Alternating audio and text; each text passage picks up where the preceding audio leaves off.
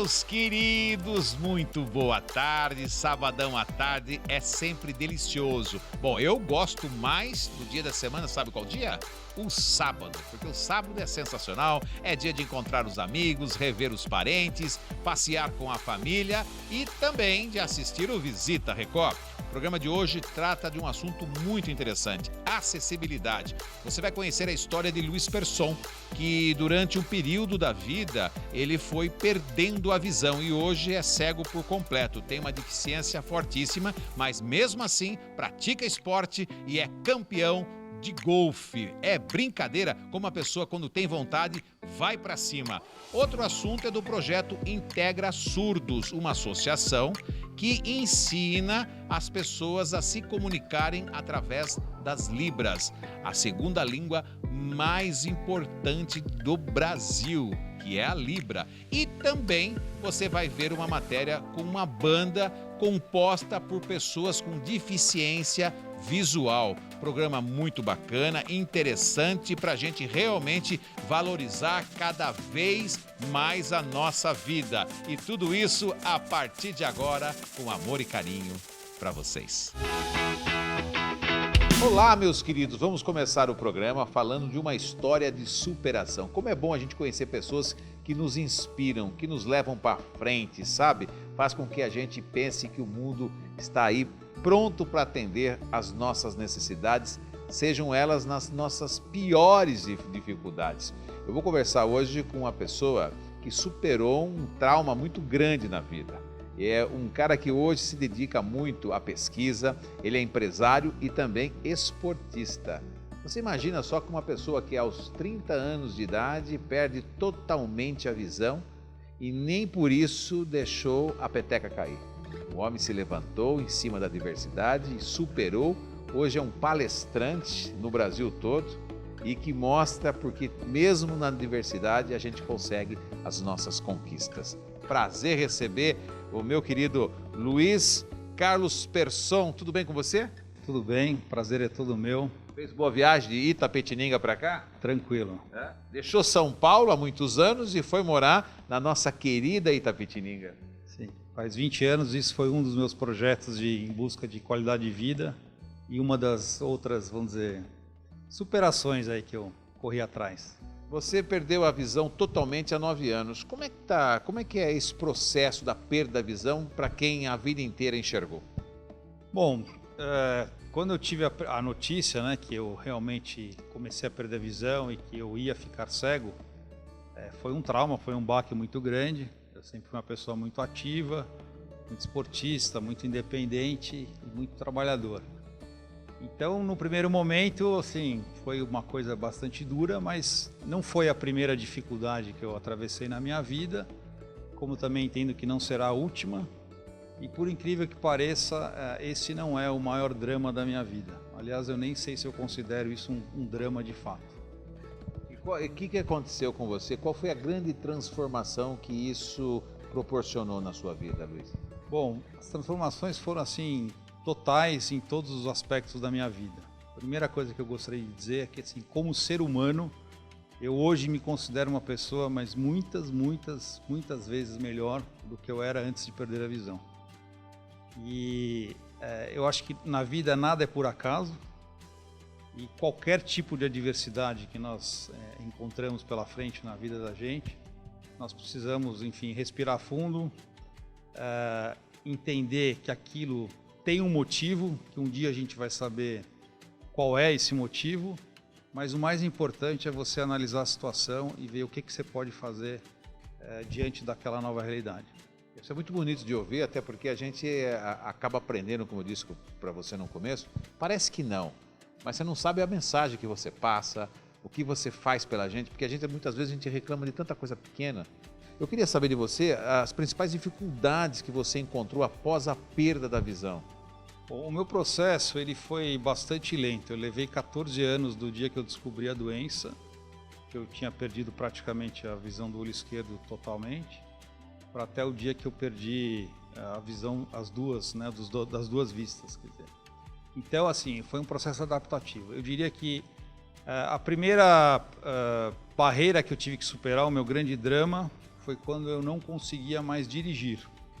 Isso, como eu sempre fui uma pessoa muito independente, muito ativa, isso foi uma dificuldade que eu tive que superar. Quer dizer, sempre depender de uma pessoa para me locomover ou depender dos outros, né? Não poder...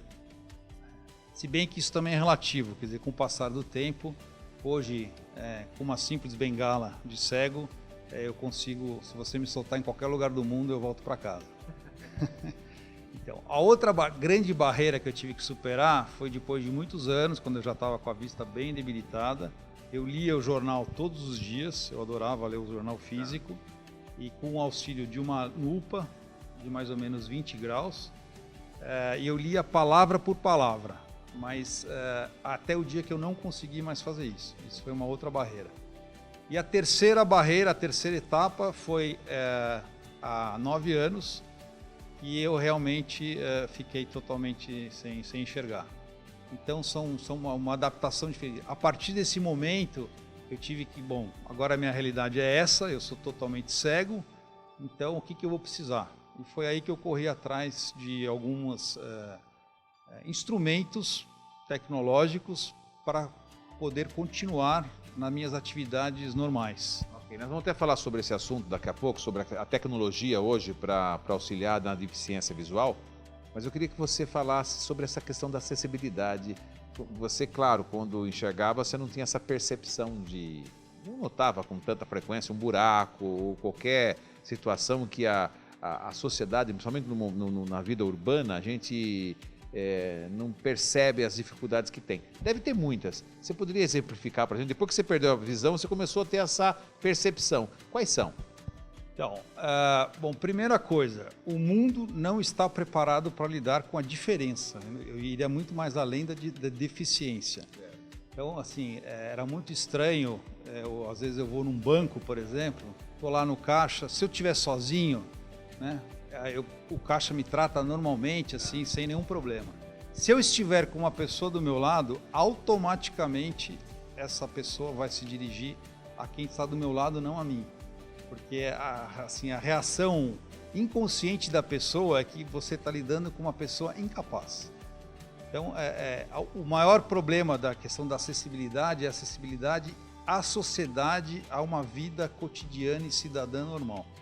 Aí você tem todas as questões físicas, quer dizer, calçadas e escadarias, e mesmo a questão de acesso a emprego, enfim. Você vai percebendo ao longo dos anos, depois de cego, você fala, meu Deus do céu, que dificuldade que uma pessoa com deficiência visual tem, por exemplo. Sim, e aí inclusive, assim, aumentou a minha percepção a questão da acessibilidade à consciência humana. Porque se você pensar, por exemplo, hoje em dia eu considero que eu como cego, eu sou um privilegiado, porque... eu só não tenho a minha visão, mas eu tenho todos os meus movimentos, eu tenho o meu cérebro, que é o principal, tenho uma saúde física muito boa, então eu posso fazer qualquer coisa. Eu tenho estudo, inclusive eu fiz uma faculdade, fiz um mestrado totalmente cego. Então, assim, agora, pensa uma pessoa que nasce numa classe social desfavorecida, que tem problemas raciais com a cor da pele, ou às vezes por causa de religião. Essas pessoas, sim, são verdadeiros, vamos dizer... alijados da sociedade, e essas pessoas têm histórias verdadeiras de superação. Que bonito que você está falando, hein? Olha que coisa linda que ele está dizendo. Gente, a gente aqui estamos falando com um cara que, mesmo com tudo que aconteceu com ele, é um cara que é apaixonado por cavalo, adorava andar. Ele estava me contando a história dele aqui, que é brilhante, né? Praticava esporte, empresário, construía barcos. Então tinha coisas assim voltadas, tudo com o que existe de mais bonito na natureza. E de repente perde a visão. E está dizendo aqui que a visão para ele é o menor dos mundos, se comparado com os preconceitos e com as dificuldades que pessoas mais carentes sofrem no nosso dia a dia. Vamos falar um pouco do esporte. Que loucura é essa? Você falar que gosta de jogar o golfe. Como que o cara que não enxerga pega no taco, dá a bolinha e acerta o buraco? Ô Luiz, aí já é demais, hein? Não, mas olha, isso não é exclusividade minha. Na verdade, na Europa e nos Estados Unidos existem golfistas cegos. Inclusive eu comecei a jogar golfe por causa disso. Na verdade, assim, eu sempre fiz muitos esportes na minha vida, sempre adorei prática de esportes, mas sempre esportes com emoção e competitivos. Tá. Quando eu perdi totalmente a visão, essas opções praticamente desapareceram, principalmente esportes com emoção, que eu pudesse competir. E aí eu sabendo dessa história dos golfistas, né, no exterior, eu falei, bom, vamos ver qual que é. E eu não acreditava muito nessa história. E quando eu enxergava, eu olhava para o golfe e falava assim, nossa, que esporte sem graça. Mas na verdade, há ironias da vida. E eu fui experimentar. E realmente é um esporte muito desafiador. E ele preenche totalmente as minhas expectativas. Porque é um esporte que eu posso competir em função das características da regra do esporte. Você tem um sistema de classificação do nível do jogador que permite o handicap, exatamente. Não dá para a gente explicar, mas basicamente é isso. Você permite que pessoas com nível diferente de jogo participem do mesmo torneio. E a questão da inclusão, quer dizer, você está ali, eu como deficiente, no meio das pessoas, entre aspas, normais, tá certo? Tá vendo? Essa palavra já não pode usar, né? Quem diz que tem deficiência não é normal, né? Então. Aí que tá o negócio, tá vendo só? Eu sei que você está colocando para as pessoas aprenderem. Todos nós somos normais. Exatamente, quer dizer, eu costumo dizer, a deficiência é uma coisa que está na cabeça das pessoas, entendeu? Quer dizer, é só você procurar a maneira que você quer para praticar. Mas estava dizendo sobre o golfe. Daí eu comecei, encontrei um técnico em Araçoiaba da Serra, o Rua Leiva, e ele disse que o sonho da vida dele era dar aula com deficiente visual. E lá eu comecei com ele e, para minha surpresa, a coisa deu muito mais certo do que parecia. Eu já joguei vários torneios, inclusive a semana passada eu fui campeão num torneio. Já estou sabendo, meus parabéns, falar nisso, né? Muito obrigado. Era um torneio por equipes, mas a minha participação foi bastante importante no resultado final. Inclusive, assim, o golfe me permite um novo empreendimento. Quer dizer, desde o começo eu enxerguei uma oportunidade de business nessa história. Que como eu sou o único cego jogando, eu não preciso ganhar campeonato, nem preciso ter... Para chamar a atenção do pessoal que está lá. Qualquer lugar que eu vou, os holofotes estão em mim. Deixa eu só aproveitar aqui para ouvir o recado que o seu professor de golfe tem para você. Roda aí. O Luiz Persson, que tem deficiência visual, está sendo motivacional para mim também, por ver a força de vontade que ele tem, e ele não coloca limites para ele. E o que me chamou mais atenção é que ele quer ser tratado como um jogador normal, que não tem deficiência nenhuma, e o golfe é um esporte muito difícil, que você pode jogar golfe desde criança até 80 anos, e a dificuldade é a mesma.